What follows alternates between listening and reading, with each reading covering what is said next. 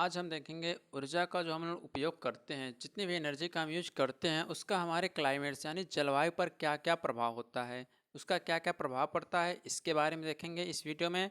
और हम ये भी देखेंगे कि उसके अंतर्गत जितने भी इफेक्ट आपके आते हैं, जैसे कि आपके एसिड रेन हो गए आपके, और ओजोन लेयर डिप्लीशन हो गया, ग्लोबल वार्मिंग हो गया, लॉस ऑफ बायोडाइवर्सिटी हो गया, ये सब हम देखेंगे। लेकिन इसमें हम एक एक टॉपिक को कवर करेंगे। सबसे पहले हम इसमें कवर करेंगे एसिड रेन को। तो लेकिन उसके पहले आपको ये समझना पड़ेगा कि जितनी भी एनर्जी हम यूज करते हैं, अब आप लोग कुछ भी एनर्जियाँ यूज कर रहे हैं, सूर्य के जो प्रकाश हैं उससे आप लोग एनर्जी ले रहे हैं, या अन्य किसी भी सोर्सेस से आप लोग एनर्जी ले रहे हैं, तो उसका हमारे क्लाइमेट्स पर भी तो इफेक्ट पड़ता होगा। तो कैसा कैसा इफेक्ट पड़ता है, इन सब को हम जानेंगे आज की इस वीडियो में। तो पूरा वीडियो आप लोग जरूर देखिएगा। कहीं पर कोई भी कन्फ्यूजन होता है तो कमेंट करके पूछिएगा, और अगर समझ में आएगा तो वीडियो को अधिक से अधिक शेयर जरूर करिएगा। चलिए स्टार्ट करते हैं।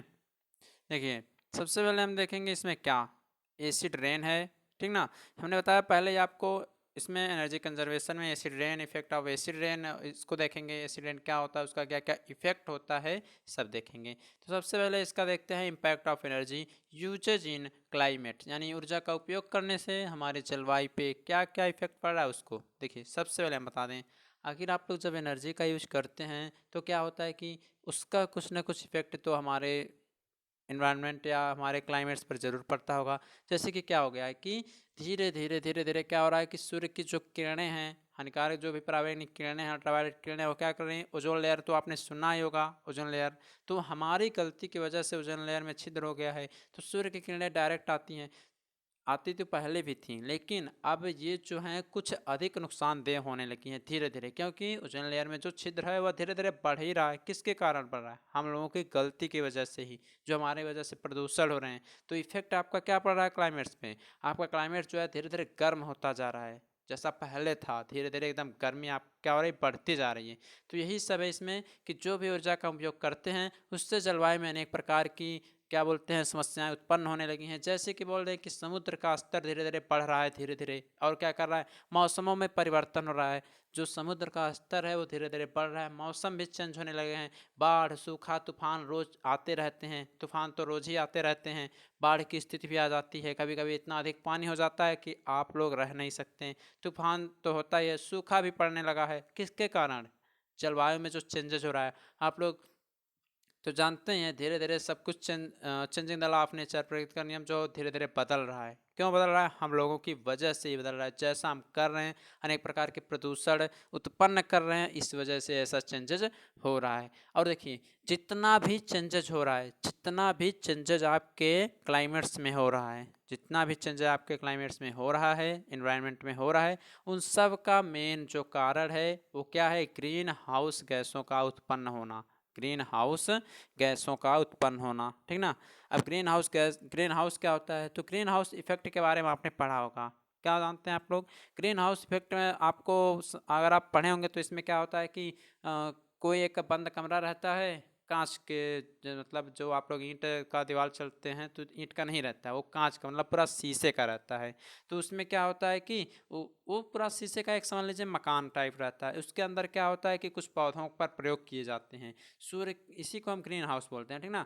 और इसके अंदर क्या होता है, तापमान काफ़ी समय तक कांस्टेंट रखा जा सकता है। जो भी सूर्य से आपकी किरणें आती हैं उसको कांस्टेंट रखा जा सकता है। कब? किसमें?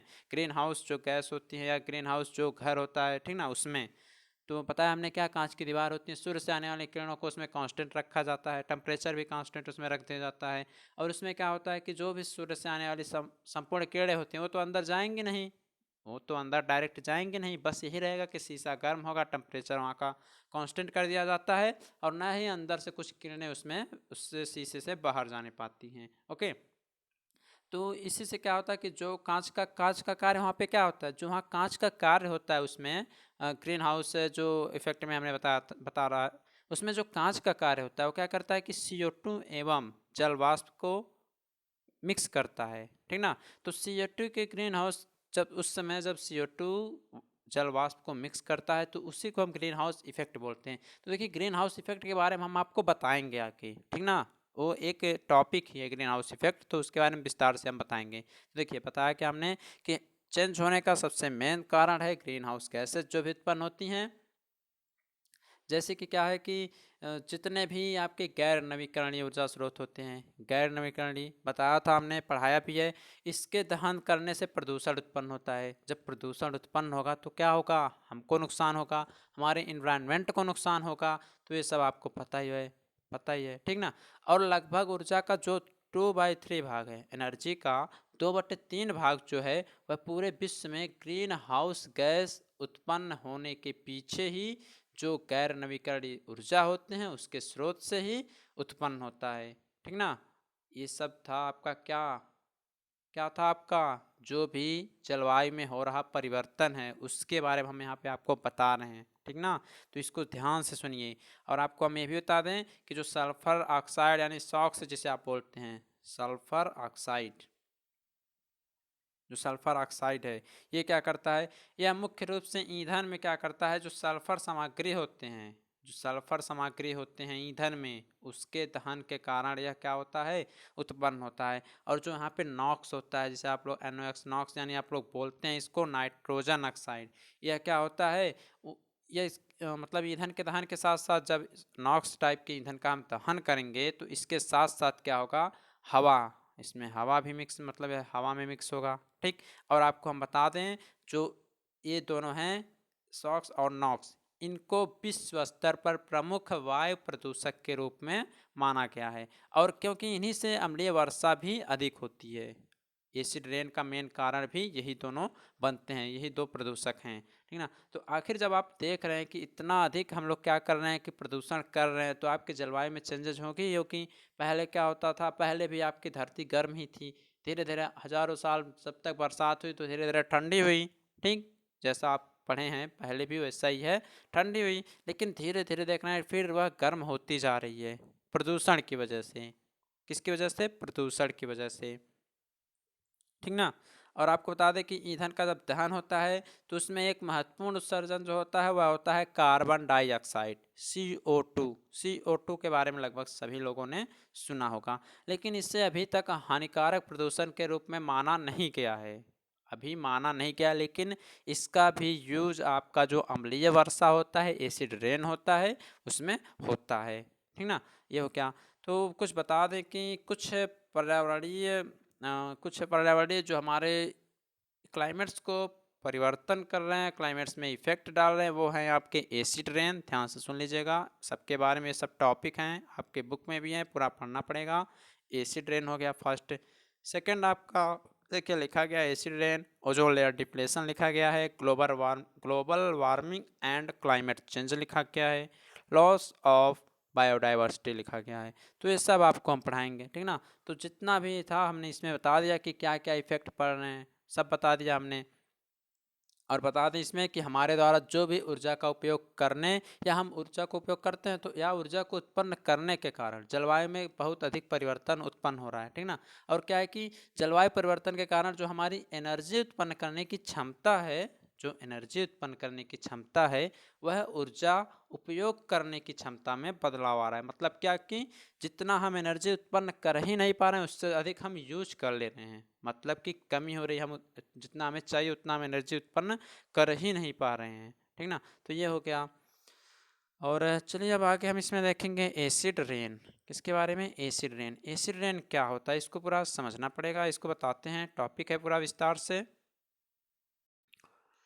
एसिड रेन या अम्ल वर्षा, एसिड रेन को ही अम्ल वर्षा बोलते हैं। तो आपको जब अम्ल वर्षा, अम्ल से क्या समझे, यानी जिस बारिश के मतलब बरसात हो रही है तो उसमें अम्ल मिले रहें, एसिड मिले रहें, उसे ही एसिड रेन बोलते हैं हम लोग। तो देखिए जो भी बारिश आपकी होती है लगभग सब एसिडिक ही होता है, ठीक। जो नॉर्मल आपका बरसात होता है उसका जो pH मान होता है नियर नियर अबाउट 6 से एबव होता है, ठीक ना। जो नॉर्मल आपकी बारिश होती है उसका pH मान जो होता है वह आपका क्या होता है, 6 से एबव होता है लगभग, ठीक ना, 6 से एबव। और आपको पता ही है अगर किसी का भी pH वैल्यू जो है 7 से कम होता है तो वह एसिडिक में आता है। तो जो नॉर्मल आपका बरसात होता है वो भी लगभग एसिडिक ही होता है, लेकिन उतना एसिडिक नहीं होता जितना हम मानते हैं, वो हमारे लिए हानिकारक नहीं होता है। लेकिन जो एसिड रेन एक्चुअली में होता है इसको हम मापते भी हैं। अब कैसे पता चलेगा कि एसिड रेन यही है, या यह नॉर्मल रेन है। तो देखिए सब पैमाने होते हैं, तो नाप लिया जाता है, पता कर लिया जाता है कि आपकी यह एसिड रेन हो रही है, एसिड रेन की बरसात हो रही है, अम्ल वर्षा आपकी हो रही है। तो आइए इसी को हम देखेंगे। तो सबसे पहले हम बता दें, जो एसिड रेन का पीएच मान होता है, जो एसिड रेन का पीएच मान होता है वह नियर अबाउट आपका क्या बोलते हैं 4 से 5.7 तक होता है। 4 से 5.6 जो एसिड रेन का पीएच मान होता है 4 to 5.67 या इतना कुछ होता है, लगभग 6 तक पूरा समझ लीजिए आप होता है। तो देखिए ये आपका एसिडिक होता है।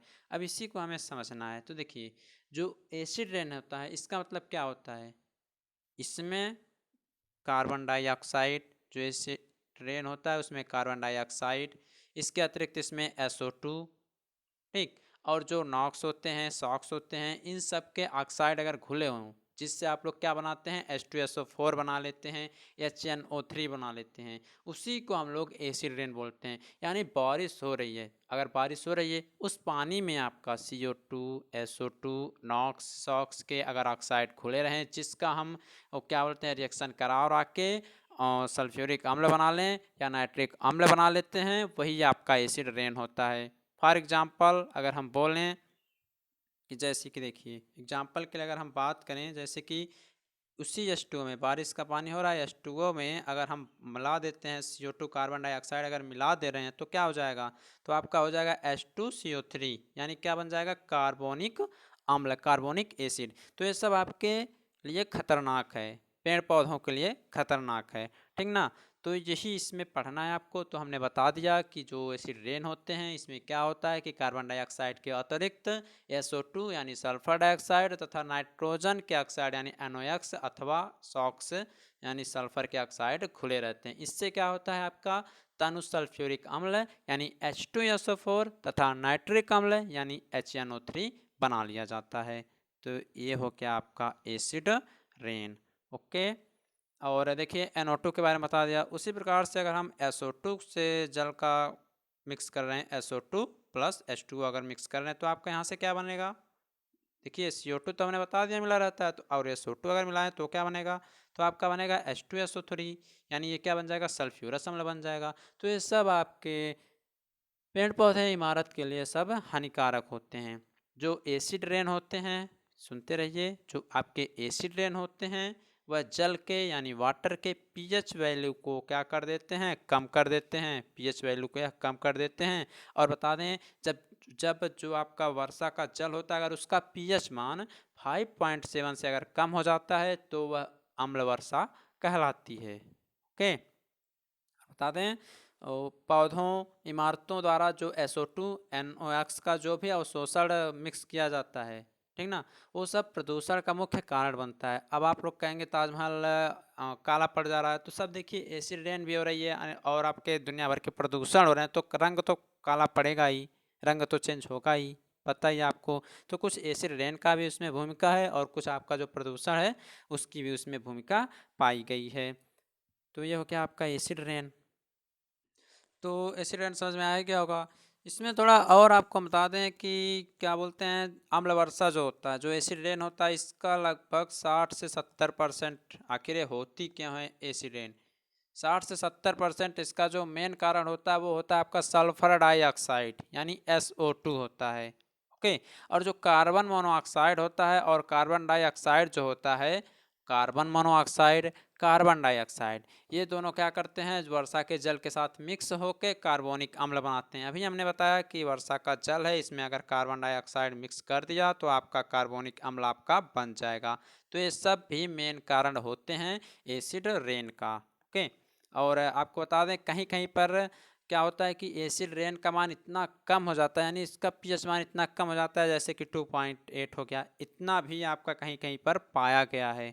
तो ये जो 2.8 वाला है ये बहुत ही खतरनाक होगा, उससे दूर रहें तो ही अच्छा है। इसलिए जब भी मान लीजिए सीजन आ गया बारिश का, तो जब पहली बारिश होती है तो उसमें आपको भीगना नहीं चाहिए, क्योंकि उसमें अनेक प्रकार के प्रदूषक पदार्थ मिले होते हैं, नॉक्स, ऑक्स, ये सब अनेक प्रकार के प्रदूषक पदार्थ उसमें मिले होते हैं। इसलिए आप लोग उससे क्या होना चाहिए, बच के रहना चाहिए उस वर्षा से, जो भी सीजन की फर्स्ट सेकेंड बरसात होती है उससे। क्योंकि प्रदूषण में अनेक छोटे छोटे कण आपके क्या करते हैं, घूमते रहते हैं। तो जब बारिश होता है तो सबको इकट्ठा करके नीचे डायरेक्ट आता है पृथ्वी पे, और नीचे पड़ते हैं आप लोग, तो आपके बॉडी पे गिरेगा, तो आपके बॉडी पे क्या करेगा, वह इफेक्ट डालेगा। तो जहाँ तक हो सके फर्स्ट बरसात से आप लोग दूर ही रहा करें। ओके, तो जितने भी आपके कार्बन डाइऑक्साइड हो गए, कार्बन मोनोऑक्साइड हो गए, सल्फर डाइऑक्साइड हो गए, सब जल के साथ मिलके आपका बनाते हैं क्या, अम्लीय, अम्लीय बना देते हैं उस पानी को। जो आपका पानी आता है स्वच्छ रहता है, लेकिन ये सब मिक्स हो जाते हैं रास्ते में आते आते ऊपर से,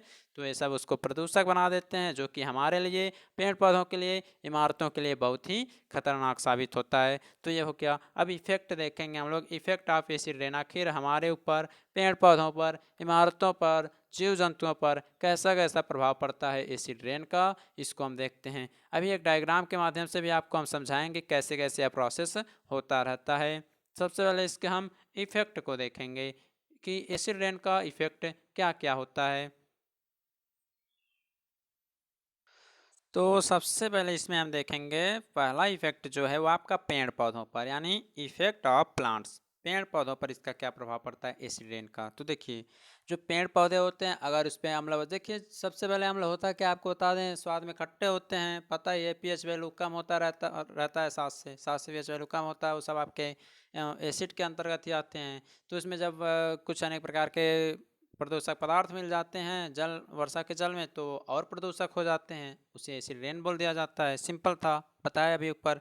तो इसका इफेक्ट क्या होगा, देखिए सिंपल बारिश जब होती है तब भी कभी कभी पेड़ पौधे सूखने लगते हैं, जब अम्लीय बारिश होगी तब तो और ज़्यादा नुकसान होगा। तो यही है, सबसे पहले पेड़ पौधों पे प्रभाव हम इसका देखेंगे। तो देखिए, जब ये एसिड रेन आपके पेड़ पौधों पर गिरते हैं तो उससे जो पेड़ पौधे हो जाते हैं वो आपके नष्ट हो जाते हैं। ये जान लीजिए, अगर बरसात हुई है, आप पता कैसे करेंगे, अगर बारिश हो गई है और आप लोग, इतना बारिश हो गई है तो अगर पेड़ पौधों को आप लोग देखें कि उनका पत्तियां जो है मुरझा रही हैं, मतलब वो झुक जा रही हैं, गिर जा रहे हैं पत्ते सूख सूख के, तो समझ लीजिए कि एसिड रेन की बारिश हुई है, यानी अम्ल वर्षा हुई है। देखिए, ये क्या होते हैं कि पेड़ पौधों को नष्ट कर देते हैं। इससे क्या होता है, पत्तों का जो रंग होता है वह उड़ने लगता है, यानी फीका होने लगता है। ओके, और क्या होता है कि जब फीका होने लगा तो उसमें, ये तो श्योर है कि क्लोरोफिल की कमी होने लगेगी, क्लोरोफिल की कमी होने लगेगी। तो जब क्लोरोफिल फिल की कमी होने लगी तो क्या होगा, अगर कोई फसल ही मान लीजिए, तो फसल क्या हो जाएगा, नष्ट हो जाएगा। क्लोरोफिल की वजह से अगर उसकी कमी हो जाएगी तो फसल ही पूरा नष्ट हो जाएगा। तो ये क्या होता है, अम्ल वर्षा के कारण ही फसल नष्ट हो जाएगा, विकास होगा ही नहीं। जब विकास नहीं होगा तो नष्ट तो होगा ही। तो ये हो गया पेड़ पौधों पर ये प्रभाव हो गया। और नेक्स्ट आपका इसमें है जीव जंतुओं पर, यानी कि एनिमल्स पे क्या क्या प्रभाव पड़ता है। तो देखिए, सबसे पहले ज़्यादा इफेक्ट तो पड़ता है जो जल में जीव जंतु रहते हैं। तो देखिए, जल में जितने भी जीव जंतु रहते हैं, जितने भी जीव जंतु रहते हैं जल में, अगर उस जल का पीएच वैल्यू जो है, जल में जितने भी जीव जंतु हैं, अगर उस जल, मान लीजिए किसी जल में, मतलब नहर ही मान लीजिए, नदी मान लीजिए, उसमें मछलियां हैं या जलीय जीव जंतु हैं, अगर उसका पीएच मान 4 से कम हो जाए, अगर उसका पीएच मान 4 से कम हो जाए, जिस भी जल में जीव जंतु रह रहे हैं, तो समझ लीजिए कि उसमें रहने वाले जीव जंतु उसका 1% भी भाग सहन नहीं कर पाएंगे उस जल का, और तड़प तड़प के मरने लगेंगे। आप लोग कहते हैं जल में जहर हो गया, मछलियां मर रही हैं, तो हाँ है। तो जहर क्या करता है, उसके पीएच वैल्यू को सबसे पहले कम कर देता है, सांस लेने में जीव जंतुओं को प्रॉब्लम होने लगती है, प्रॉब्लम होने लगी तो मरने लगेंगे। तो ध्यान से सुनिए, जो जल में रहने वाले सभी जीव होते हैं, अगर उसमें जल का पीएच मान 4 से कम है तो वो जीव जंतु उस अम्लीय वर्षा का एक बूंद भी सहन नहीं कर पाएंगे। और जितने भी, जो एल्गाई होता है, जो एल्गी होता है आप लोग बोलते हैं, उस उसमें क्या होता है कि 6 से कम पीएच मान पर कोमल वनस्पतियों को नष्ट हो जाती है। जो आपका एल्गाई होता है, ध्यान से सुनिए, जो एल्गी होता है वो क्या करता है, एक प्रकार का प्लांट है समझ लीजिए, अगर 6 से कम पीएच मान है तो क्या होगा, वह भी नष्ट हो जाएगा। तो ये हो गया आपका क्या, अब वो सब देखिए जल के अंदर ही पाया जाता है, अलगे अलगे जो कुछ भी होता है, बायोलॉजी हम पढ़े नहीं है, बस बता देते हैं आपको, ठीक ना। तो ये हो गया कि इससे क्या होता है कि जल में रहने वाले जीव जंतु जैसे मछली हो गई, अन्य जो भी जीव जंतु रहते हैं वो सब प्रभावित होते हैं, मर जाते हैं, नष्ट हो जाते हैं। पदार्थों पर क्या प्रभाव पड़ता है, मटेरियल्स जो होते हैं, तो मटेरियल्स पे क्या प्रभाव पड़ेगा इसको भी समझाते हैं। देखिए इसके प्रभाव से अगर हम लोहे की बात करें तो इसके सतह पर नीला क्या होता है, नीला फेरस सल्फेट या FeSO4 हो जाता है, ठीक। और क्या होता है, कापर की सतह हरा यानी CuSO4, और जो एल्युमिनियम की सतह होती है वह सफ़ेद यानी Al2SO4 का होल थ्राइस जम जाता है। इन सब की सतह पर देखिए, लोहे की सतह पर नीला और फेरस सल्फेट FeSO4, और कॉपर की सतह पर हरे कलर का, और एल्युमिनियम की सतह पर सफ़ेद कलर का, ऐसा परत जमा हो जाता है। मतलब वह उसको धीरे धीरे क्षरण करने लगता है, उसका क्रोजनिंग होने लगता है, ठीक। आप लोग कहते हैं कि लोहा रखे रखे उसका क्रोजन हो जाता है। तो देखिए कुछ आपके इन्वायरमेंट का इफेक्ट पड़ता है, और एसिड रेन हुई है तो उसका भी इफेक्ट इन सब पे पड़ने लगता है। और इससे क्या होता है कि जो कपड़े हैं, कागज़ हैं, इसके रंग को भी यह फीका कर देता है, इसके रंग को भी यह उड़ा देता है। ओके, ये हो क्या, तो ये हो क्या। और इससे क्या होता है इफेक्ट, और आप लोग जान लीजिए कि अम्ल वर्षा से जंगलों को भी नुकसान पहुंचता है, क्योंकि उसमें जो पेड़ पौधे हैं वो सब क्या हो जाते हैं, सूखने लगते हैं, पेड़ पौधे आपके सूखने लगते हैं। इससे स्वास्थ्य समस्याएं भी होने लगती हैं, जैसे श्वसन, त्वचा, आँखों में जलन भी होने लगता है अगर एसिड रेन होता है। तो आप लोग एसिड रेन से दूर ही रहिए तो ही अच्छा है। तो यहाँ तक हो गया इफेक्ट। अब इसके हम एक डायग्राम के माध्यम से इसको हम समझेंगे, तो आप लोग भी देखिए ध्यान से क्या डायग्राम में बना है, उसको बताते हैं आपको। देखिए इस डायग्राम में क्या है, ये आपका क्या है, अर्थ है। ये आपका क्या है, यह आपकी पृथ्वी है, यह आपकी पृथ्वी है। यहाँ तक समझ लीजिए आपकी ये पूरी क्या है, पृथ्वी है, ठीक। देखिए पृथ्वी आपकी, यहाँ से जो आपके बादल हैं, यहाँ से जो सूर्य की किरणें हैं वो आती हैं, तो H2O को पृथ्वी से अवशोषित करती हैं। देखिए यहाँ से H2O को यह अवशोषित कर रहे हैं आपके सूर्य, जो कुछ भी हैं, ठीक, एनर्जी का सोर्स है, तो उसको अवशोषित कर रहा है सूर्य। ओके, और आपके जो भी बड़ी बड़ी बिल्डिंगें हैं, या आप लोग जो भी प्रदूषक उत्पन्न कर रहे हैं जैसे NO2 SO2, वो भी धीरे धीरे ऊपर ही तो जा रहा है, तो यह जाके आपके इन्वायरमेंट में मिक्स हो रहा है। तो जब यह जल को शोषित कर लिया, ठीक, और प्रदूषक भी आपके इन्वायरमेंट में घूम रहे हैं, तो जब यह बरसात का समय आएगा तो यह HNO3 और H2SO4 HNO3 और H2SO4 सल्फ्यूरिक एसिड जो है नीचे आएगा, ठीक। हमने क्या बताया अभी कि अगर सिंपल बारिश के जल में अगर ये सब SO2 NO2 नॉक्स ऑक्स अगर सब मिक्स हो जाते हैं तो अम्लीय वर्षा हो जाता है। तो देखिए यहाँ से तो गया है वाष्पोत्सर्जन होके भाप के रूप में ऊपर जल, इसमें से आप जो प्रदूषण उत्पन्न कर रहे हैं NO2 CO2 के रूप में, ये भी SO2 के रूप में ये भी जा रहा है ऊपर। तो जब वर्षा का टाइम आएगा तो वह ऊपर से HNO3 H2SO4 के रूप में मिक्स होकर आएगा, जो कि गिरेगा हमारे पेड़ पौधों पर। तो देखिए यहाँ लिखा क्या है, trees killed by acid rain, यानी जो भी पेड़ पौधे हैं वह एसिड रेन की वजह से नष्ट हो गए हैं। फिर यह बिल्डिंगों पे भी आएंगे, तो बिल्डिंगों का रंग उड़ने लगेगा, पेड़ पौधे तो जल ही जाएंगे, मतलब नष्ट ही हो जाएंगे, और आपके कपड़े जो हैं वो सब क्या हो जाएंगे, खराब हो जाएंगे, उन सब का रंग भी उड़ जाएगा, जीव जंतु मरने लगेंगे एसिड रेन की वजह से। तो इस डायग्राम में यही सब है, तो इतना आप लोग देख लीजिएगा, इसको अगर बना सकते हैं तो बना भी लीजिएगा, अच्छा ही होगा। ये कोई ज़रूरी नहीं है कि आप लोग ऐसा ही बनाएं, एक आप लोग FBD डायग्राम या फ्री बॉडी डायग्राम के रूप में आप लोग इसको बना सकते हैं। तो गाइस एसिड रेन के बारे में हमने बता दिया, अब बताएंगे आपको आगे हम ग्लोबल वार्मिंग के बारे में, तो अगली वीडियो में वो सब आपको मिलेगा, ठीक है।